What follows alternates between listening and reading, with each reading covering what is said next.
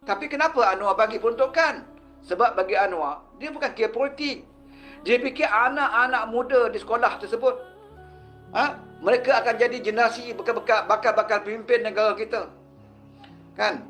Bagaimana dia dapat ilmu kalau berada di sekolah-sekolah yang usang? Atap bocor, tandas tersumbat, tandas kotor, duduk sekolah tahfiz, kerja menghafaz Al-Quran, mengadah kitab, tetapi tandas kotor, tandas tersumbat. Sedangkan Islam mengajar tentang kebersihan. Kebersihan itu separuh daripada iman. Kita orang Melayu, dia tak penting kebersihan, saudara. Penting luaran saja, nampak cantik, soleh-soleh kan. Nampak semua-semua minyak wangi aja. Tapi bila pergi kat rumah, tandas berkarat. Meniaga macam tu juga.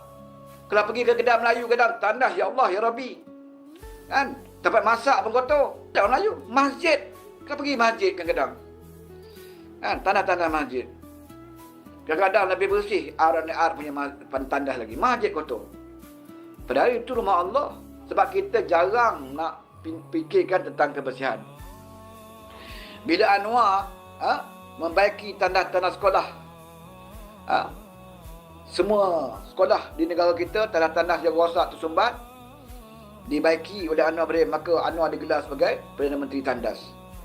Alah, Anwar Ibrahim jadi Perdana Menteri Tandas. Orang lain buat pencakar langit, KLCC, Putrajaya apa semua. Kan? Anwar Ibrahim jadi Menteri Tandas. Dia tak kisah orang kata dia Perdana Menteri Tandas. Dia tak kisah. Sebab dia buat tandas itu bukan untuk walang telur hijau ni. Pasal dia tahu walang telur hijau ni memang pengotor. Kan? Walang telur hijau ni memang pengotor, saudara. Kan? Tapi yang Anwar nak buat ni kepada generasi anak-anak muda, anak-anak kita yang belajar di situ. Kan? Sebelum dia jadi walaupun yang pengotor, waktu kecil lagi lah kita kena didik dia jaga kebersihan. Sebab macam mana dia dapat ilmu yang baik, macam mana dia dapat minda yang sihat kalau dia berada di sekolah yang situasinya kotor. Itu yang Anwar fikir. Bukan untuk anak dia. Anak dia tak belajar sekolah ni, saudara. Anak cucu cicit dia, cucu dia tu. Kan? Dia orang berduit. Dia hantar anak dia tempat-tempat yang bagus. Patutnya dia boleh abai aja. Bukan anak aku, bukan cucu aku, dia belajar situ, dia kata.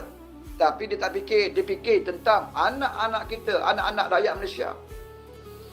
Macam mana kita nak negeri yang nak jadi negeri maju? Dipandang mulia oleh orang kalau tandas pun kotor. Kan? Kalau tandas pun kotor, macam mana kita nak jadi negara yang orang hormat? Dia kata DAP lantang mempertahankan arak judi dan UAC. Dan UAC ni saya dah bawa hujah. Semua parti sokong UAC. Jangan bohong lah. Jangan hipokrit lah kepada PAS. PAS pun pernah sokong UAC. Cuma kau tidak ada keupayaan dan keberanian untuk melakukan dia. Kau cuma sebut tentang UAC bila kau dapat undi. Nak pilihan raya kau kata kau sokong. Kan? Nak pilihan raya kau kata kau sokong. Bila kau pergi berdialog, berjumpa dengan Dong Zong, kan? Persatuan Cina tu, kau kata kau memperjuangkan UAC. Ini perangai lebih. Bila mereka diberi kuasa 3 bulan, mereka tak bicara apa tentang UAC.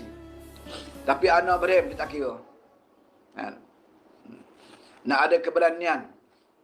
Sebab tu Anwar ni pemimpin yang berpegang pada prinsip dan berani melakukan walaupun tak popular.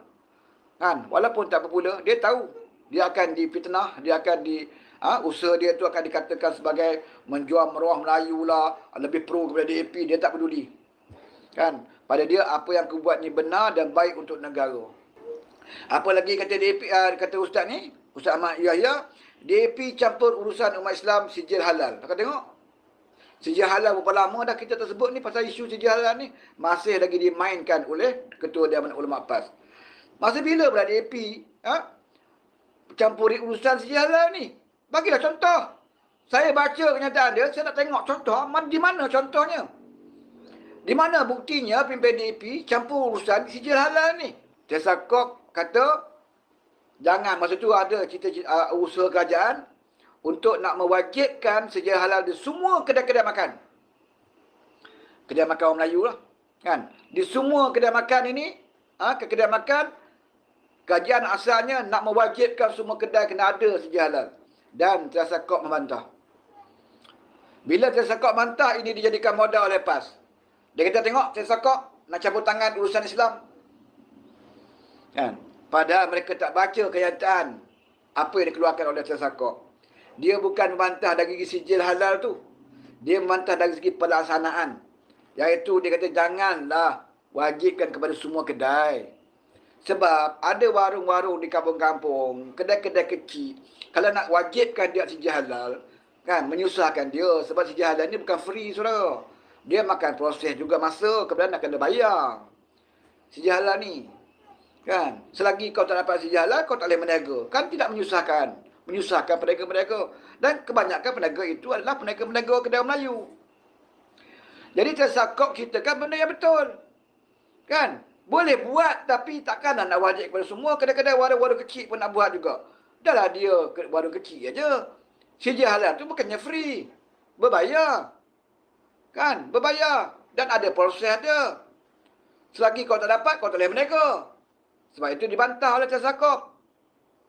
Dan akhirnya terbukti apa yang disebut oleh tasakok itu betul.